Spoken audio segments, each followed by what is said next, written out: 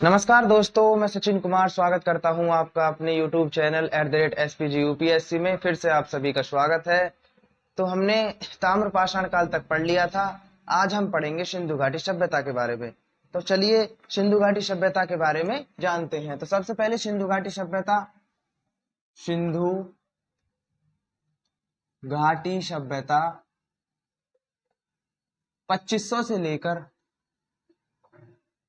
1750 BC तक मानी जाती है। तो सिंधु घाटी सभ्यता कब से कब तक मानी जाती है? तो सिंधु घाटी सभ्यता 2500 से लेकर 1750 BC तक मानी जाती है। अब सिंधु घाटी सभ्यता के कुछ अन्य नाम हैं। इसके अन्य नाम हैं हड़प्पा सभ्यता,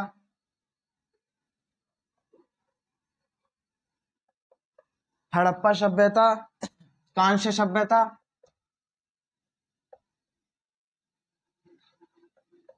कांस्य सभ्यता, प्रथम नगरीय सभ्यता,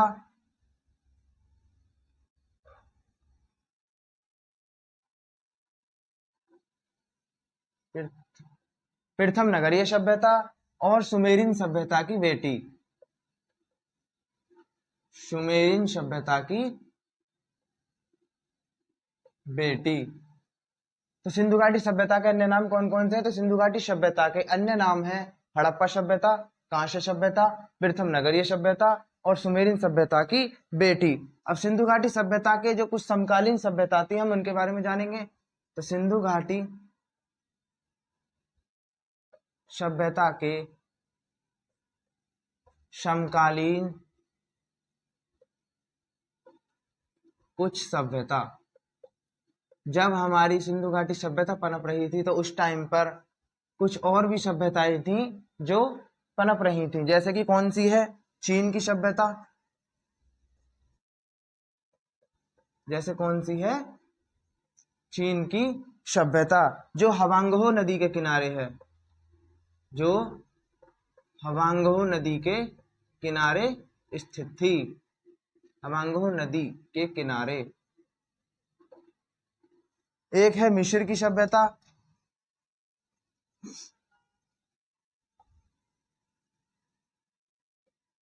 एक कौन सी है? मिस्र की सभ्यता जो नील नदी के किनारे स्थित थी। कौन सी? नील नदी के किनारे स्थित थी। और तीसरी थी मेसोपोटामिया की सभ्यता, मेसोपोटामिया,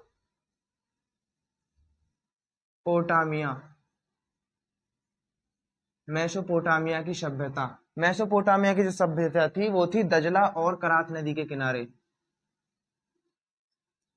दजला और करात नदी के किनारे।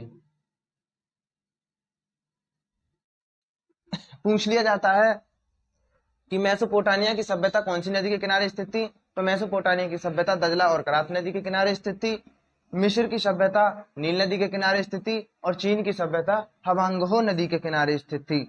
अब जो हमारी सिंधु घाटी सभ्यता के जो व्यापार के अच्छे संबंध थे वो थे मिस्र की सभ्यता के और मेसोपोटामिया की सभ्यता के साथ।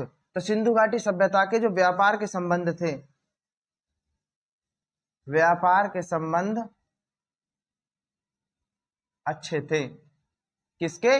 सिंधु घाटी सभ्यता के। तो सिंधु घाटी सभ्यता जो व्यापार करती थी देश विदेशों में वो थी मेसोपोटामिया की सभ्यता और मिस्र की सभ्यता के साथ। अब हम आगे चलते हैं। चलो एक बार और रिपीट कर देता हूं मैं। सिंधु घाटी सभ्यता जो 2500 से लेकर 1750 BC तक मानी जाती है। इसके अन्य नाम है हड़प्पा सभ्यता, कांस्य सभ्यता, प्रथम नगरीय सभ्यता और सुमेरिन सभ्यता की बेटी। सिंधु घाटी सभ्यता के जो समकालीन कुछ सभ्यताएं थी, चीन की सभ्यता, मिस्र की सभ्यता और मेसोपोटामिया की सभ्यता। मेसोपोटामिया की सभ्यता को भी हम सुमेरिन की सभ्यता कहते हैं। जो मेसोपोटामिया की सभ्यता थी उसे ही हम सुमेरिन की सभ्यता कहते हैं। चलिए तो आगे चलते हैं। हमने यहाँ तक पढ़ लिया सिंधु घाटी सभ्यता के बारे में थोड़ा सा कुछ, उसके अन्य नाम और उसके समकालीन जो कुछ सभ्यताएं पनप रही थी।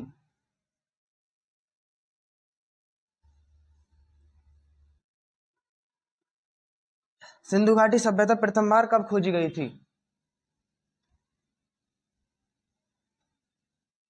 सिंधु घाटी सभ्यता की जो प्रथम खोज हुई थी, सिंधु घाटी सभ्यता की प्रथम खोज जो 1826 में हुई थी, चार्ल्स मेसन ने करी थी। Charles mason.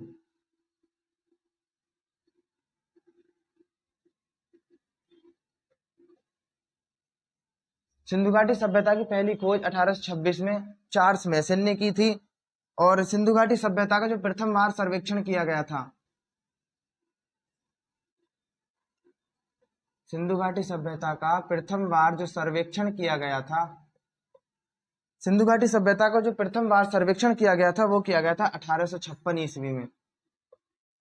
1856 ईस्वी में किया गया था, किसके द्वारा? कनिंघम के द्वारा। स्टार लगा लीजिए, बहुत ज्यादा इंपॉर्टेंट है। कनिंघम द्वारा। पूछा जाता कनिंघम कौन था, तो कनिंघम जो था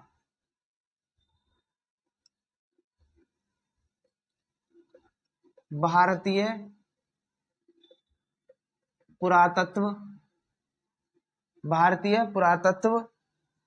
जो भारतीय पुरातत्व विभाग था उसका ये जनक था। भारतीय पुरातत्व विभाग का जनक किसे माना जाता है, तो वो था कनिंघम। तो भारत में भारतीय पुरातत्व विभाग का जनक किसे माना जाता है, तो भारत में भारतीय पुरातत्व विभाग का जनक माना जाता है कनिंघम को। हम इससे आगे पढ़ते हैं कि सिंधु घाटी सभ्यता की जो सूचना सबसे पहले सरकार को दी थी वो किसने दी थी? सिंधु घाटी सभ्यता की जो प्रथम सूचना सरकार को दी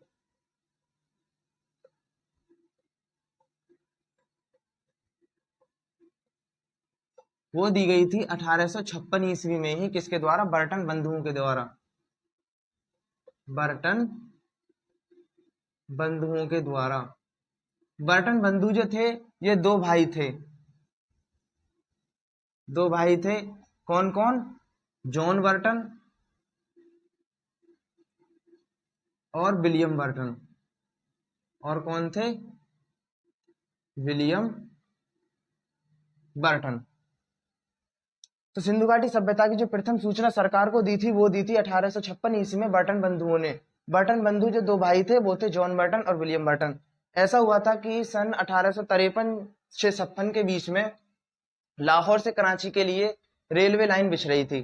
जब रेलवे लाइन बिछ रही थी तो जब जॉन बर्टन, दो इंजीनियर भाई थे जो रेलवे लाइन बिछा रहे थे, तो उस टाइम पे इनकी ईंटें खत्म हो गई। ऐसा कहा जाता है कि इनकी ईंटें खत्म हो गई, तो इन्होंने दूर देखा कि वहां पर कुछ, क्योंकि हमारी जो सिंधु घाटी सभ्यता है वो नगरीय सभ्यता है, इनके जो मकान बने हुए थे वो ईंटों के बने हुए थे। ईंट भी काफी मजबूत और बड़ी ईंट थी। तो ये वहां पहुंचे, इन्होंने देखा कि ये मजबूत है ईंट काफी, तो इन्होंने पटरी बनाने के लिए सिंधु घाटी सभ्यता के जो वहां पर मकान बने हुए थे वहां से ईंट निकाली और अपनी पटरी में बिछा दी। वो देखो कितनी मजबूत ईंटें थी। तो तब इन्होंने वो सरकार को सूचना दी कि जी वहां पर एक सभ्यता है, वहां पर कुछ अवशेष हैं प्राचीन। तब सरकार को इसके बारे में पता चला और उन्होंने गहनता से इसका अध्ययन भी किया। अब हम आगे चलते हैं। सिंधु घाटी सभ्यता का सबसे प्राचीन नगर कौन सा है? सिंधु घाटी सभ्यता का सबसे प्राचीन नगर, तो सिंधु घाटी सभ्यता का जो सबसे प्राचीन नगर है वो है भिरडाणा। भिरडाणा। सिंधु घाटी सभ्यता का सबसे जो प्राचीन नगर है वो भिरडाणा है, जो हरियाणा में स्थित है। सिंधु घाटी सभ्यता का सबसे प्राचीन नगर भिरडाणा है, जो हमारा हरियाणा में स्थित है, और इसकी खोज होती है 2014 में। पूछा जाता है 2014 में। और आगे चलते हैं। सिंधु घाटी सभ्यता का क्षेत्रफल बहुत ज्यादा इंपॉर्टेंट है, यहां भी स्टार लगा लीजिए और यहां भी स्टार लगा लीजिए। सिंधु घाटी सभ्यता का जो क्षेत्रफल है 12,99,660 किलोमीटर स्क्वायर। 12,99,660 99,660 किलोमीटर स्क्वायर, लगभग में भी आ जाता है 13 लाख किलोमीटर स्क्वायर। तो बहुत ज्यादा इंपॉर्टेंट है कि सिंधु घाटी सभ्यता का जो क्षेत्रफल कितना है, 12,99,660 किलोमीटर स्क्वायर। अब इसका जो आकार है, सिंधु घाटी सभ्यता का जो आकार है वो है त्रिभुजाकार, और इसका जो वो था, सिंधु घाटी सभ्यता का आकार तो त्रिभुजाकार है, और इसमें जो समाज था, यानी कि इसमें किसकी ज्यादा चलती थी, माता की या पिता की, तो समाज जो था वो था मातृसत्तात्मक।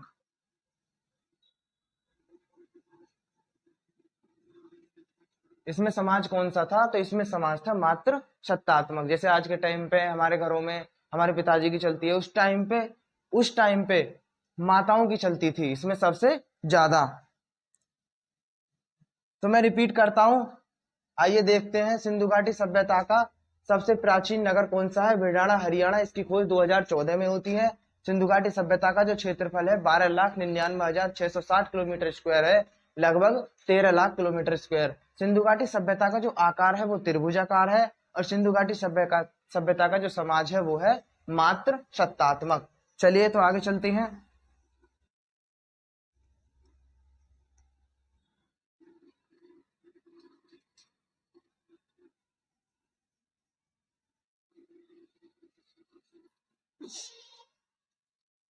भारत में सिंधु घाटी सभ्यता का जो सबसे बड़ा नगर कौन सा है, भारत में सिंधु घाटी सभ्यता का सबसे बड़ा जो नगर है वो है राखीगढ़ी। राखीगढ़ी जो हमारा हरियाणा में स्थित है। राखीगढ़ी भारत में सिंधु घाटी सभ्यता का सबसे बड़ा नगर है जो हरियाणा में स्थित है, और सबसे बड़ा हड़प्पा म्यूजियम भी हमारा यहीं पर बन रहा है। सबसे बड़ा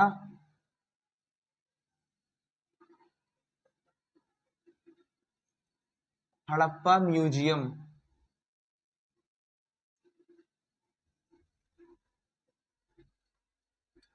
म्यूजियम समझते हो, म्यूजियम मतलब जहां पर पुरानी चीजों को संभाल कर रखा जाता है, समझ गए ना। यानी सिंधु घाटी सभ्यता का जो सबसे बड़ा नगर है वो राखीगढ़ी है जो हरियाणा में स्थित है, और यहीं पर ही सबसे बड़ा हड़प्पा का म्यूजियम बन रहा है। समझ में आ रहा है ना। तो सिंधु घाटी सभ्यता की जो लिपि थी वो कैसी थी, सिंधु घाटी सभ्यता की लिपि,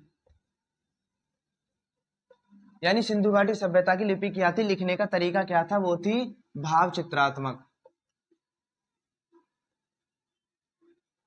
सिंधु घाटी सभ्यता की जो लिपि थी वो भाव चित्रात्मक थी और अपठनीय थी, वो पढ़ी नहीं गई। इसमें सबसे ज्यादा कुछ मछली के आकार के, यू के आकार के, ये ज्यादा चित्र देखे गए थे, मतलब वो पढ़ी ही नहीं गई, वो भाव चित्रात्मक थी।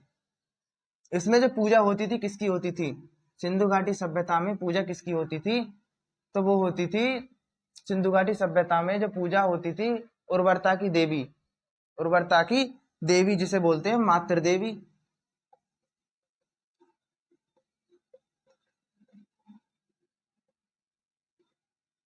उर्वरता की देवी, मातृ देवी और पशुपति की। समझ में आया ना। सिंधु घाटी सभ्यता की लिपि भाव चित्रात्मक, अपठनीय, पढ़ी नहीं गई। इसमें जो पूजा होती थी वो होती थी मातृ देवी जो उर्वरता की देवी थी और पशुपति की। इनका जो पवित्र पशु था कौन सा था, सिंधु घाटी सभ्यता में जो पवित्र पशु मानते थे, ये मानते थे एक कुबड़ वाला सांड या बैल, एक कुबड़ वाला बैल, ये इसे बहुत ज्यादा पवित्र मानते थे। और इनका जो व्यवसाय था, सिंधु घाटी सभ्यता का जो व्यवसाय था वो था व्यापार, आयात निर्यात करते थे। मैंने पहले बताया इनका व्यापार सबसे ज्यादा किससे था, तो मेसोपोटामिया और मिस्र की सभ्यताओं के साथ। तो मैं एक बार रिपीट कर देता हूं, सिंधु घाटी सभ्यता में भारत में सिंधु घाटी सभ्यता का जो सबसे बड़ा नगर है वो राखीगढ़ी हरियाणा में स्थित है। सिंधु घाटी सभ्यता की जो लिपि है वो है भाव चित्रात्मक जो अपठनीय थी। इसमें पूजा होती थी मातृ देवी की, उर्वरता की देवी थी पशुपति, और जो पवित्र पशु था वो था एक कुबड़ वाला बैल या सांड। व्यवसाय जो था इनका था व्यापार। चलिए तो आगे चलते हैं।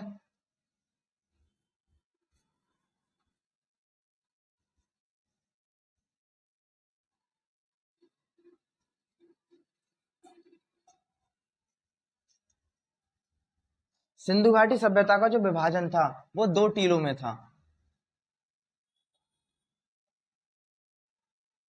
सिंधु घाटी सभ्यता का विभाजन वो था 2 टीलों में। सिंधु घाटी सभ्यता का जो विभाजन था वो 2 टीलों में था। एक पूर्वी टीला और दूसरा था पश्चिमी टीला। दूसरा कौन सा था? पश्चिमी टीला। जो पूर्वी टीला था उसमें रहते थे श्रमिक लोग, श्रमिक या बोले निम्न वर्ग के लोग।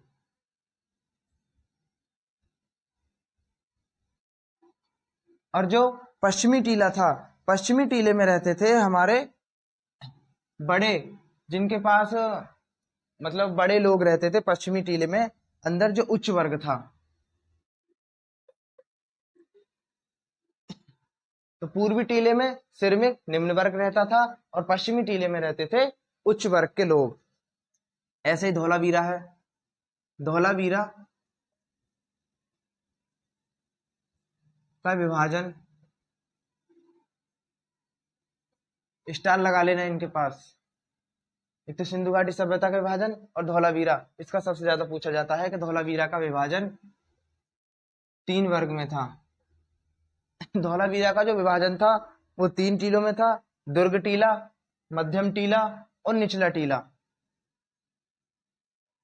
दुर्ग टीला,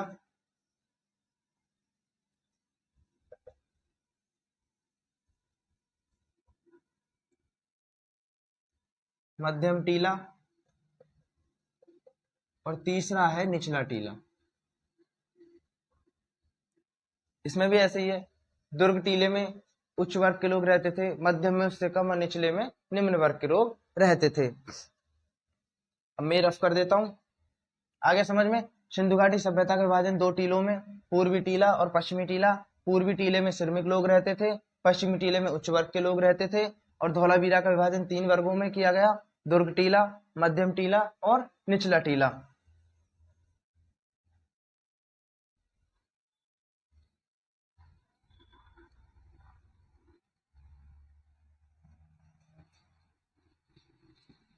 अब हम यहाँ पर सिंधु घाटी सभ्यता के सबसे उत्तरी, दक्षिणी, पूर्वी और पश्चिमी जो स्थल हैं उनके बारे में जानेंगे।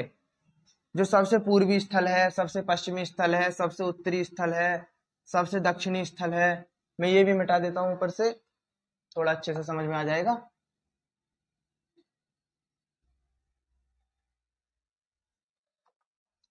ये है हमारा उत्तर, पूरब, पश्चिम और दक्षिण। तो सबसे जो उत्तर में था वो था मांडा, जो हमारा जम्मू कश्मीर में स्थित है।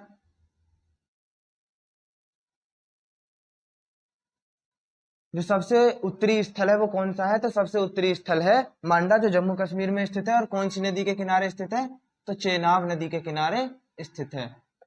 कौन सी नदी के किनारे स्थित है? तो चेनाब नदी के किनारे स्थित है। और सबसे पूर्वी में है आलमगीरपुर। आलमगीरपुर, ये तो हमारे यूपी वाले बताएंगे कौन सा है। तो आलमगीरपुर जो हमारा मेरठ में स्थित है, मेरठ उत्तर प्रदेश। कौन सा है? आलमगीरपुर, जो मेरठ उत्तर प्रदेश में स्थित है। और कौन सी नदी के किनारे स्थित है? तो वो है हिंडन नदी के किनारे स्थित। कौन सी नदी? हिंडन नदी के किनारे स्थित है। और सबसे दक्षिणी में कौन सा आता है? तो वो है दैमाबाद। सबसे दक्षिणी में कौन सा आता है? दैमाबाद, जो अहमदनगर महाराष्ट्र में स्थित है। जो अहमदनगर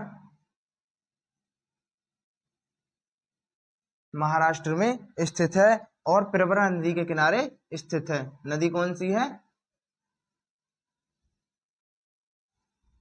प्रवरा नदी। नदी कौन सी है? प्रवरा नदी। और सबसे जो पश्चिम में है वो है सूतकांगोडोर।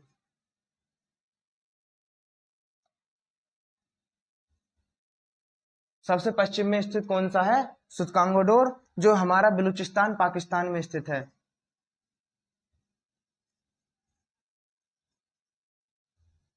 बलूचिस्तान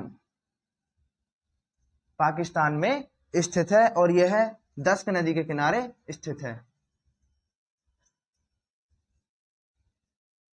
तो ये था सिंधु घाटी सभ्यता के जो सबसे उत्तर में कौन सा स्थान है, सबसे दक्षिण में कौन सा स्थान है, सबसे पूर्व में कौन सा स्थान है और सबसे पश्चिम में कौन सा स्थान है, यानी कि चारों तरफ उनके सबसे आखिरी स्थान कौन कौन से हैं। तो मांडा जम्मू कश्मीर में चिनाब नदी के किनारे स्थित है। पूर्व में आलमगीरपुर मेरठ उत्तर प्रदेश में स्थित है हिंडन नदी के किनारे। दक्षिण में दैमाबाद जो अहमदनगर महाराष्ट्र में स्थित है प्रवरा नदी के किनारे। और सूतकांगोडोर बलूचिस्तान पाकिस्तान में स्थित है जो दश्क नदी के किनारे स्थित है। तो ये थी आज की हमारी सिंधु घाटी सभ्यता की क्लास।